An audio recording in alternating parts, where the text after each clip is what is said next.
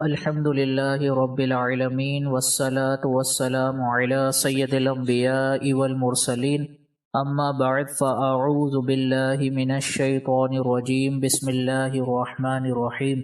خواتین کے اعتکاف سے متعلقہ مسائل پر لیکچرز کا سلسلہ جاری ہے اور آج اس سلسلے کا آخری لیکچر ہے۔ ہماری پوری کوشش رہی کہ ان لیکچرز میں وہ تمام مسائل ذکر کر دیے جائیں کہ جو انتہائی ضرورت کے حامل ہو اور جو بہت زیادہ خواتین کو دوران اعتکاف پیش آتے ہوں۔ تو الحمدللہ ہم نے کافی مسائل پر کلام کر لیا ہے۔ آج کے آخری لیکچر میں بھی انشاءاللہ عز و جل ہم ضروری مسائل بیان کریں گے۔ پہلا مسئلہ یہ ہے کہ جس بہن کا اعتکاف کرنے کا ارادہ ہو، اگر وہ چاہتی ہے کہ ان کا اعتکاف بہترین انداز میں ہو، اچھے طریقے سے ہو، تو ان کے لیے مشورہ یہ ہے کہ اعتکاف کرنے سے پہلے وہ اپنا ایک ٹائم ٹیبل بنائیں اور اس ٹائم ٹیبل میں وہ اپنے تمام کام، وہ تمام عبادات کے جو ان کو اعتکاف کے دوران کرنی ہے، ان کو ٹائمنگ کے ساتھ مرتب کرے۔ اس کا فائدہ یہ ہوگا کہ اگر وہ بہن اپنے اعتکاف کو ٹائم ٹیبل کے مطابق کریں گی تو ان کا وقت کسی غیر ضروری کام کو کرتے ہوئے ضائع نہیں ہوگا، اور ٹائم ٹیبل کے مطابق چلیں گی تو اچھے طریقے سے اعتکاف کر سکیں گی۔ اب وہ ٹائم ٹیبل مرتب کرتے ہوئے کن کن اعمال کو ٹائم ٹیبل کا حصہ بنا سکتی ہیں، مثلا فرض نمازیں جو ان کو ادا کرنی ہی کرنی ہے دوران اعتکاف۔ اس کے علاوہ تلاوت قرآن پاک کا وقت مرتب کریں اور قرآن پاک کو ترجمہ اور تفسیر کے ساتھ مطالعہ کرنے کا وقت مرتب کریں۔ نوافل کب ادا کرنے ہیں، اشراق، چاشت، اوابین، تہجد کی ٹائمنگ مرتب رکھیں، اور اس کے علاوہ دیگر نوافل کی کثرت کے اعتبار سے ٹائم کو مرتب کریں، اور تسبیحات اور وظائف یا دینی کتب کا مطالعہ اور دعا اور استغفار کب کب کرنا ہے، اس کے لیے ٹائم کو مرتب کریں۔ تو یہ تمام اعمال اگر وہ ایک ٹائم ٹیبل پر مرتب کر لیں گی تو اعتکاف میں ان کے لیے انتہائی آسانی ہوگی۔ اس کے بعد اگلا پوائنٹ یہ ہے کہ عورت کوشش یہ کرے کہ اعتکاف میں نیند کم پوری کرے اور آرام کو ترک کرے، زیادہ سے زیادہ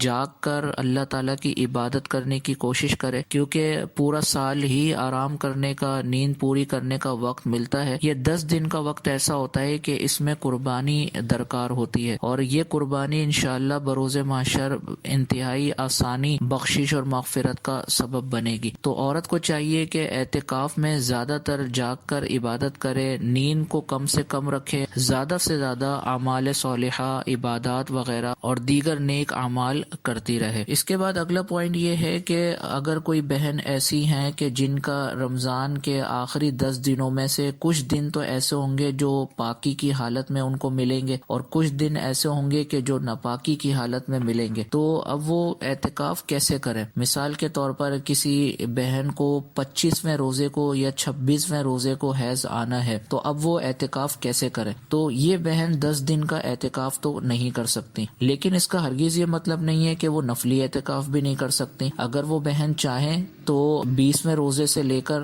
24ویں روزے تک اعتکاف کر سکتی ہیں۔ یہ اعتکاف ان کا سنت موقدہ جو رمضان کے آخری عشرے کا اعتکاف کہلاتا ہے، یہ تو ادا نہیں ہوگا، لیکن بہرحال نفلی اعتکاف کی بھی اپنی فضیلت ہے، اپنا ہی ثواب ہے، تو وہ ان کو حاصل ہو جائے گا۔ تو خلاصہ یہ ہوا کہ اگر کسی بہن کو آخری 10 دنوں میں سے کچھ دن پاکی کے ملیں گے اور کچھ دن ناپاکی کی حالت میں ملیں گے تو ایسی بہن بھی اعتکاف کر سکتی ہیں، البتہ وہ اعتکاف نفلی کہلائے گا، سنت موقدہ کا اعتکاف نہیں کہلائے گا۔ اس کے بعد اگلا پوائنٹ یہ ہے کہ اگر کوئی بہن ایسی ہیں کہ جن کو 29ویں یا 30ویں روزے کو حیض آنے کا امکان ہو، اب وہ کیا کریں؟ کیا وہ اعتکاف میں بیٹھ سکتی ہیں یا نہیں بیٹھ سکتی؟ تو ان کے لیے حکم شرع یہی ہے کہ وہ بیٹھ سکتی ہیں اور سنت موقدہ اعتکاف کی نیت سے ہی بیٹھ سکتی ہیں۔ اب اس میں 2 صورتیں ہوں گی۔ اگر 29 یا 30 تاریخ کو حیض آ جاتا ہے تو وہ جتنے دن